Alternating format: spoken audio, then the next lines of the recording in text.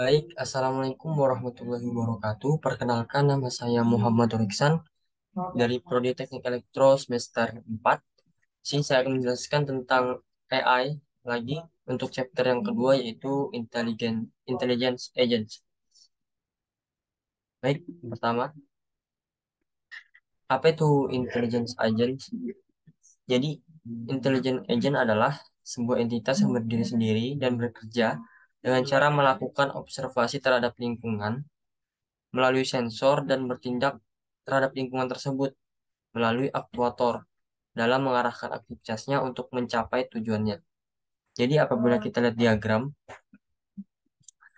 itu eh, ini sebagai agen. Jadi dia menerima persepsi dengan sensor dan diproses dan kemudian akan dijadikan tindakan melalui aktuator diterapkan kepada lingkungan tersebut. Baik, untuk selanjutnya ada tipe-tipe agen dalam keseharian. Nah, yang pertama ada goal based, utility based, learning, simple reflex, dan model based reflex. Jadi untuk goal based sendiri yaitu mementingkan tujuan tanpa mensyaratkan cara-cara tertentu untuk menempuh tujuannya. Jadi eh, tujuan tersebut bisa dicapai dengan cara yang berbeda-beda. Yang kedua untuk utility based yaitu membutuhkan tujuannya untuk dapat mengetahui situasi yang diharapkan. Untuk yang ketiga ada dari pembelajaran atau proses learning. Jadi agen akan mempelajari lingkungan terlebih dahulu sebelum ia dapat melakukan tindakan yang untuk mencapai tujuan tersebut. Yang keempat ada simple reflex. Dalam prosesnya, agen akan melakukan tindakan berdasarkan persepsi yang diterima hanya berdasarkan apa yang dilihatnya. Jadi apa yang diterima dari sensor tersebut nanti akan diterapkan oleh aktor ke lingkungan tersebut. Yang kelima ada model based reflex. Jadi sebelum dapat melakukan tindakan, agen tersebut terlebih dahulu melihat contoh dari tindakan yang seharusnya dilakukan terhadap lingkungan tersebut. Baik, selanjutnya ada namanya tipe-tipe agen berdasar lingkungan dan sifatnya. Jadi ada fully atau partial, deterministic, stokastik, episodik atau sequential, static atau dinamik, discrete atau continuous, single atau multi agent. Yang pertama ada fully atau partially observable. Jadi dia dikatakan observable jika sensor agen memberi akses untuk melengkapi status lingkungan pada tiap titik dalam satu waktu.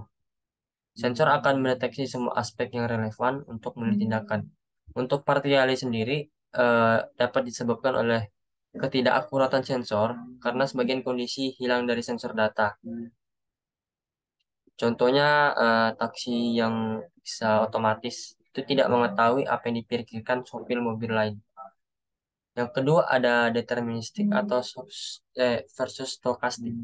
Jadi deterministik itu terjadi jika status lingkungannya ditentukan dengan lengkap oleh status saat ini dan tindakan tersebut dilakukan oleh agen itu sendiri. Jika sebaliknya maka disebut stokastik. Untuk episodik atau sequential. Episodik terjadi jika pengalaman agen dibagi untuk menjadi episode yang lebih kecil-kecil. Jadi setiap episode berisi tentang agen memahami dan melakukan sebuah tindakan. Secara krusial, episode di kini berikutnya tidak tergantung pada tindakan yang diambil dari episode sebelumnya. Eh, contoh kasusnya yaitu taksi yang tadi. Taksi otomatis tadi eh, dia tidak episodik, dia sekuensial karena dia sistemnya harus mengetahui apa yang di depan. Untuk yang keempat, statik atau dinamik. Dinamik itu berubah-ubah, jadi harus menyesuaikan. Kalau lingkungan statis itu lebih mudah karena tidak perlu diamati secara terus-menerus. Untuk yang discrete atau continuous. Jadi discrete atau continuous ini dapat diterapkan pada satu lingkungan.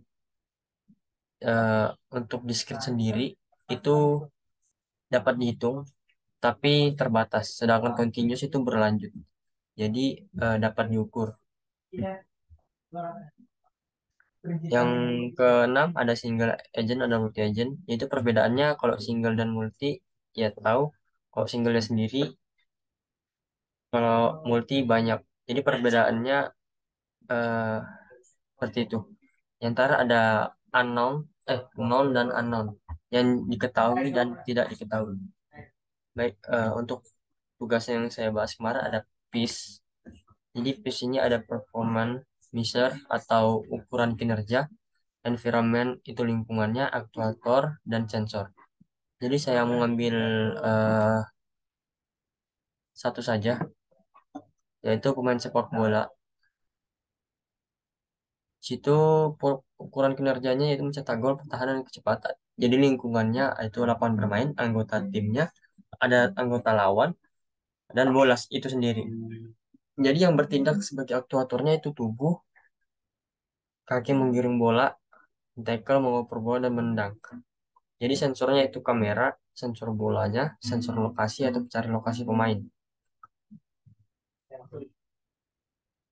Eh, jadi ini untuk tugasnya yaitu ada 10 minimal. Jadi itu saja yang saya dapat sampaikan. Kurang lebihnya mohon maaf. Wassalamualaikum warahmatullahi wabarakatuh.